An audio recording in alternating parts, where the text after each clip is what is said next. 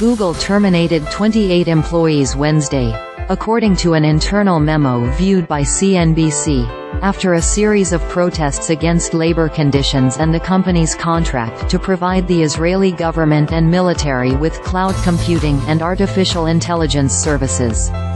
The news comes one day after 9 Google workers were arrested on trespassing charges Tuesday night after staging a sit-in at the company's offices in New York and Sunnyvale, California, including a protest in Google Cloud CEO Thomas Kurian's office. Some of the arrested workers in New York and Sunnyvale, who spoke with CNBC earlier on Wednesday, said that during the protest they were locked out of their work accounts and offices, placed on administrative leave and told to wait to return to work until being contacted by our. On Wednesday evening, a memo sent by Chris Roscoe, Google's vice president of global security, told Googlers that, following investigation, today we terminated the employment of 28 employees found to be involved.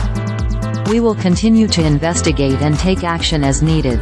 The arrests, which were live-streamed on Twitch by participants, follow rallies outside Google offices in New York, Sunnyvale and Seattle, which attracted hundreds of attendees, according to workers involved.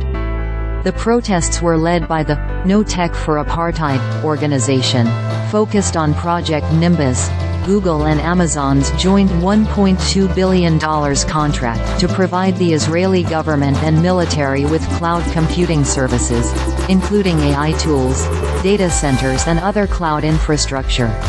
This evening, Google indiscriminately fired over 24 workers, including those among us who did not directly participate in yesterday's historic, bicoastal 10-hour sit-in protests, No Tech for Apartheid said in a statement, adding, in the 3 years that we have been organizing against Project Nimbus, we have yet to hear from a single executive about our concerns.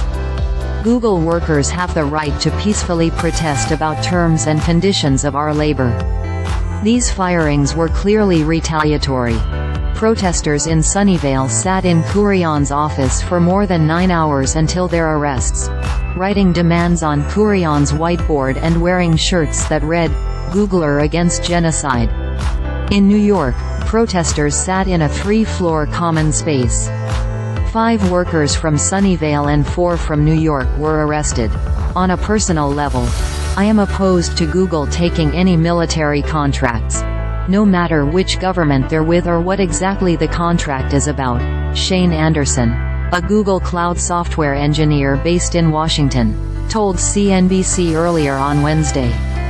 And I hold that opinion because Google is an international company and no matter which military it's with, there are always going to be people on the receiving end, represented in Google's employee base and also our user base.